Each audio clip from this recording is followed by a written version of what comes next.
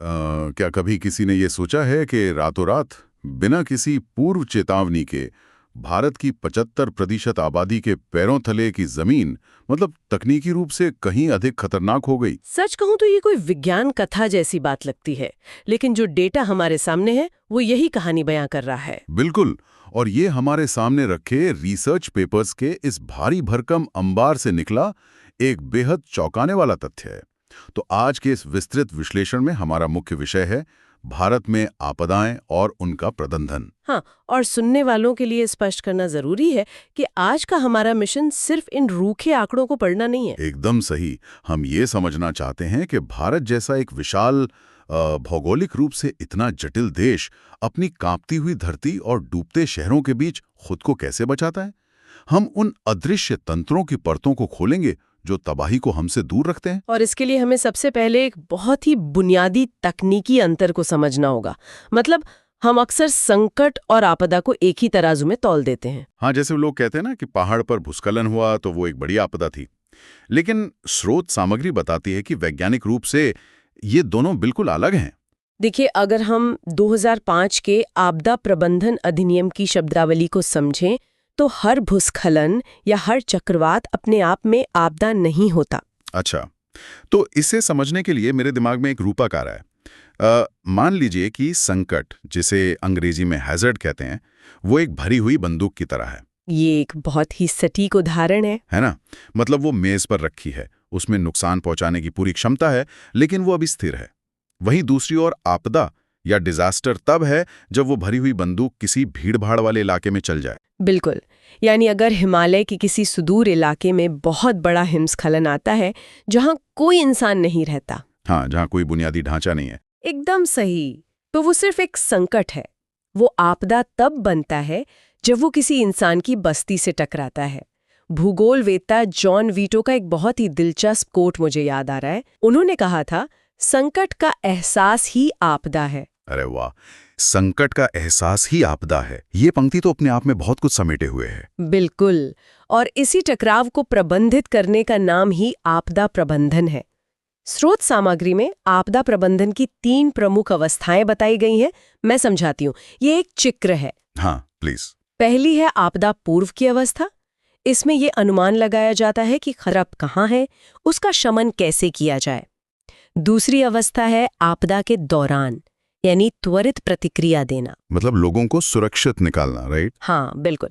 और तीसरी अवस्था है आपदा के बाद, यानी पुनः प्राप्ति, पुनर्वास और पहले से बेहतर पुनर्निर्माण, जिसे बिल्ड बैक बेटर भी कहते हैं। तो अगर हम इस चक्र को देखें तो मैं यह निष्कर्ष निकाल पा रहा हूं कि हमारी तैयारी ही सबसे बड़ा बचाव है।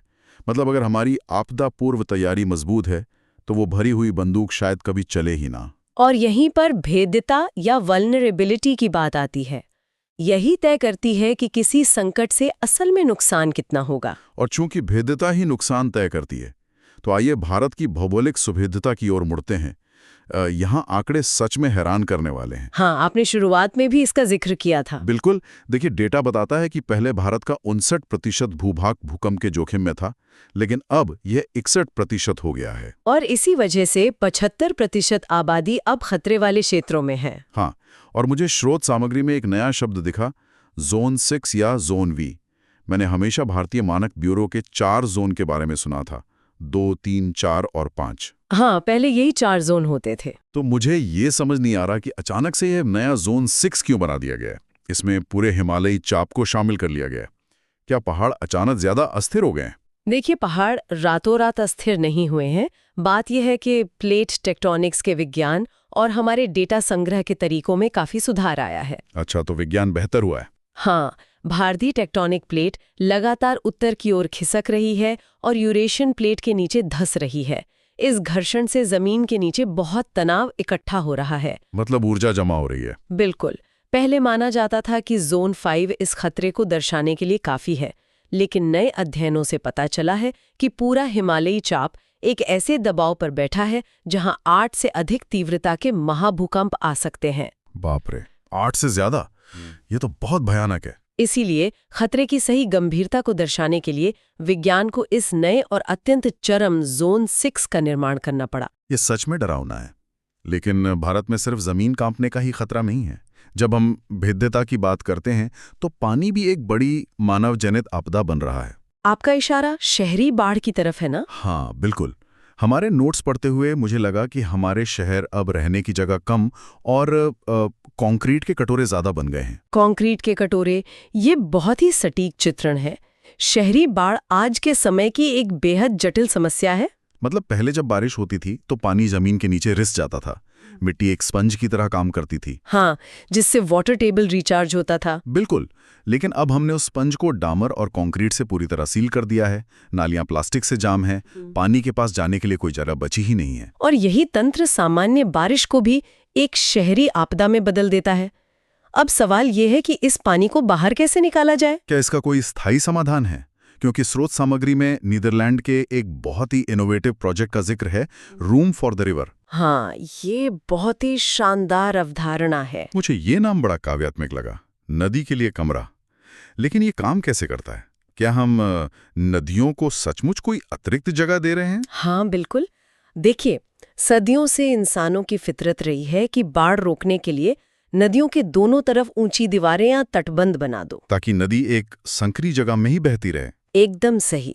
लेकिन नीदरलैंड ने महसूस किया कि जलवायु परिवर्तन के कारण जब पानी अचानक बढ़ता है तो ये दीवारें टूट जाती हैं और तबाही कई गुना बढ़ जाती है। तो उन्होंने क्या किया? रूम फॉर द रिवर के तहत उन्होंने तटबंधों को नदी से पीछे धकेल दिया, नदी के बाढ़ क्षेत्रों को गहरा किया ताकि पानी सुरक्षित रूप से फैल सके। अरे वाह, ये तो भारत के लिए एक बहुत बड़ा सबक हो सकता है।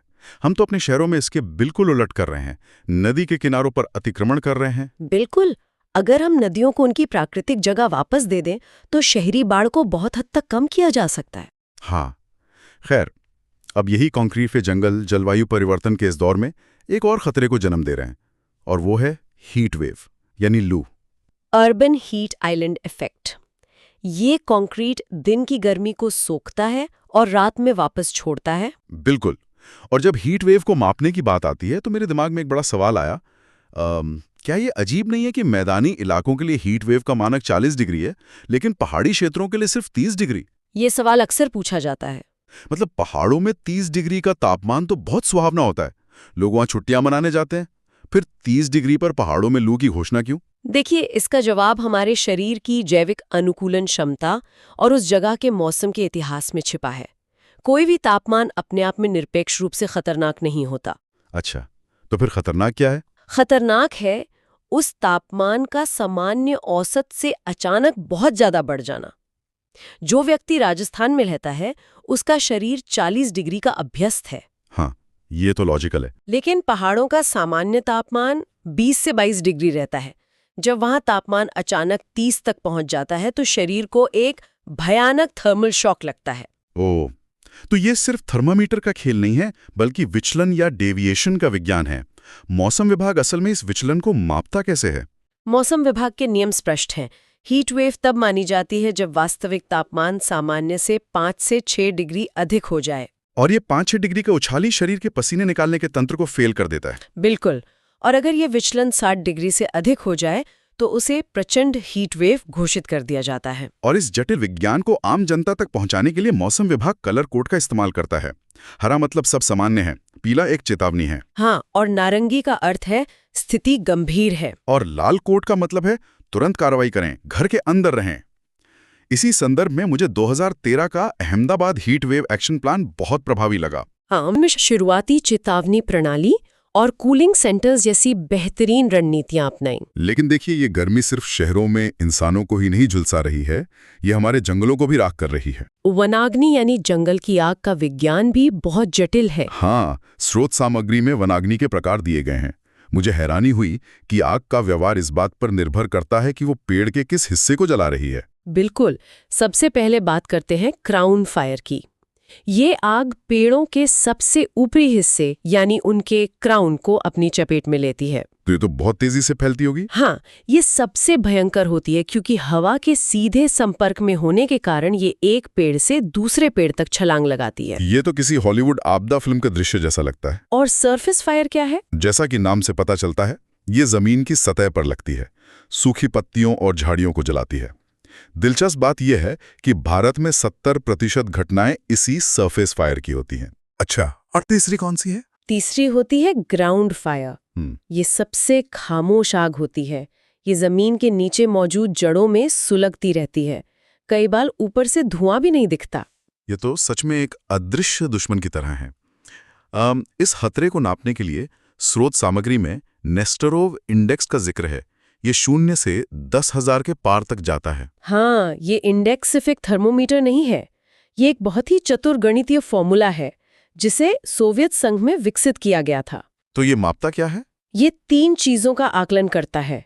अधिकतम तापमान, हवा में नमी कितनी कम है और पिछली बारिश को हुए कितने दिन बीत चुके हैं। अच्छा, तो ये बताता है कि जंगल में सूखी लकड़ियां और पत्ते कितने सूखे हुए हैं? बिल्कुल। जब स्कोर 10,000 के पार जाता है तो जंगल का कण कण बारूद बन चुका होता है।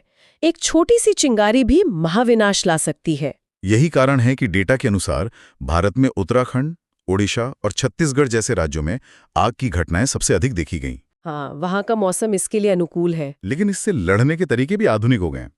स्रोत सामग्री में स्मोक जंपर्स और फायरबॉल्स का जिक्र है। स्मोक जंपर्स तो किसी स्पेशल फोर्सेस की तरह लगते हैं। हाँ, वे प्रशिक्षित पेशेवर होते हैं जो पैराशूट से सीधे जंगल की आग के पीछे उतरते हैं ताकि आग का रास्ता रोका जा सके। और फायरबॉल्स? ये छोटे गोलाकार उपकरण होते हैं। गर्मी के संपर्क में आते ही ये फट जाते हैं और इनमें मौजूद रसायन आग का सारा ऑक्सीजन सोख लेते हैं। अरे वाह, ये तो रसायन विज्ञान का बेहतरीन उपयोग है। तो अब तक हमने जमीन के कांपने, नदियों के उफनने, हवा के गर्म होने और जंगलों के जलने की चर्चा कर ली है। जब ये सब होता है तो हालात सच में नियंत्रण से बाहर हो जाते हैं। बिल्कुल।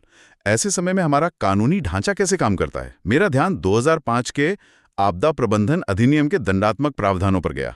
आप धारा 54 और 52 की बात कर रहे हैं? हाँ, शुरुआत में मुझे लगा कि किसी छूखी अफवाह के लिए जेल की सजा बहुत सख्त है। धारा 54 कहती है कि झूठी चेतावनी फैलाने पे 1 साल की जेल हो सकती है। लेकिन ये बहुत सोच समझ कर बनाया गया है। हाँ, फिर मुझे समझ आया। कल्पना कीजिए बाढ़ का समय है और कोई व्हाट्सएप पर झूठा संदेश फैला दे कि बांध टूट गया है। इससे तो लाखों लोग दहशत में आ जाएंगे, भगदड़ मच जाएगी। बिल्कुल, वो पैनिक खुद एक जानलेवा आपदा बन जाएगा। और इसी तरह धारा 52 है। अगर कोई झूठे दावे करके राहत सामग्री ऐंठने की कोशिश करता है तो 2 साल की जेल, क्योंकि वो किसी जरूरतमंद का हक मार रहा है। इसी अधिनियम ने भारत को 2 मजबूत स्तंभ दिए, एनडीएमए और एनडीआरएफ। एनडीएमए, जिसके अध्यक्ष खुद प्रधानमंत्री होते हैं, ये इसकी गंभीरता को दर्शाता है। हाँ, और एनडीआरएफ यानी राष्ट्रीय आपदा मोचन बल। बिल्कुल, जिन्हें हम अक्सर अपनी नारंगी जैकेट में मलबे के बीच जिंदगियां बचाते हुए देखते हैं। 2006 में सिर्फ 8 बटालियनों से शुरू हुआ ये बल आज 16 बटालियनों तक पहुंच गया है, जो रासायनिक और रेडियोलॉजिकल खतरों तक से निपटने के लिए प्रशिक्षित हैं। लेकिन ये सारा ढांचा खड़ा कैसे हुआ? इसके पीछे 2004 की सुनामी एक बहुत बड़ा टर्निंग पॉइंट थी, है ना? बिल्कुल, उस एक घटना ने हमारे सोचने का नजरिया पूरी तरह बदल दिया था। 10,000 से अधिक लोगों की जान गई थी। उस तबाही के बाद हमने क्या सीखा? हमने सीखा कि समुद्र के भीतर होने वाले भूकंप को हम रोक नहीं सकते, लेकिन अगर पूर्व चेतावनी तंत्र हो तो जानें बचाई जा सकती हैं। इसी के बाद हैदराबाद में सुनामी चेतावनी केंद्र की स्थापना हुई। और तकनीक से भी बड़ी बात है समुदाय का जागरूक होना। स्रोत सामग्री में ओडिशा के 2 गांवों का बहुत प्रेरणादायक उदाहरण है, वेंकटरायपुर और नोलियासाही। इन दोनों गांवों को यूनेस्को द्वारा सुनामी रेडी घोषित किया गया है। हाँ, और ये सिर्फ एक बोर्ड लगा देना नहीं है, उन्होंने 12 बेहद कड़े मानकों को पूरा किया है। गांव के हर इंसान को पता है कि सायरन बजने पर किस रास्ते से भागना है। उन्होंने नियमित मॉक ड्रिल किए हैं। ये पूरे देश के लिए एक मॉडल है और वैश्विक स्तर पे भी सेंडाई फ्रेमवर्क इसी दिशा में काम कर रहा है। मतलब आपदाओं का इंतजार करने के बजाय पहले से ही जोखिम को कम करने पर निवेश करना। एकदम सही। 15 साल का ये ब्लूप्रिंट इसी प्रिवेंशन पर जोर देता है। और भारत सरकार का सुभाष चंद्र बोस आपदा प्रबंधन पुरस्कार इसी उत्कृष्ट कार्य को सम्मानित करता है। संस्था को 51 लाख और व्यक्तिगत स्तर पर 5 लाख रुपए। ये संदेश है कि देश उनके काम की कद्र करता है जो जिंदगियां बचाने की तैयारी कर रहे हैं। बिल्कुल। तो आज के इस गहरे और जानकारीपूर्ण सफर को अगर हम समेटें तो एक बात साफ हो जाती है, हम खिसकती प्लेटों या तूफानों को नहीं रोक सकते। हाँ, प्राकृतिक घटनाओं को रोका नहीं जा सकता, लेकिन हमारी तैयारी, कड़े कानून और स्थानीय समुदाय की जागरूकता के जरिए हम उस भरी हुई बंदूक को चलने से रोक सकते हैं। हम संकट को आपदा बनने से रोक सकते हैं। बिल्कुल, भेद्यता को कम करके। और अब इस चर्चा को खत्म करने से पहले मैं सुनने वालों के लिए एक विचार छोड़ना चाहता हूँ। आज हमने नीदरलैंड के room for the river project और हमारे कंक्रीट के जंगलों की बात की। हाँ, तो सोचने वाली बात यह है कि जैसे जैसे हम आधुनिक हो रहे हैं, क्या हम प्रकृति से लड़ने की कोशिश कर रहे हैं, या असली बुद्धिमानी इसमें है कि हम प्रकृति के साथ तालमेल बिठाकर उसे उसका स्थान वापस दें? क्या हम जो विकास कर रहे हैं वही अनजाने में भविष्य की आपदाओं की नींव तो नहीं रख रहा? ये सच में गहराई से सोचने वाला सवाल है। तो इसी सवाल के साथ हम आज का ये विस्तृत विश्लेषण यहीं समाप्त करते हैं। स्रोत सामग्री की इन परतों को हमारे साथ खोलने के लिए आप सभी का बहुत बहुत धन्यवाद। सुरक्षित रहें, जागरूक रहें।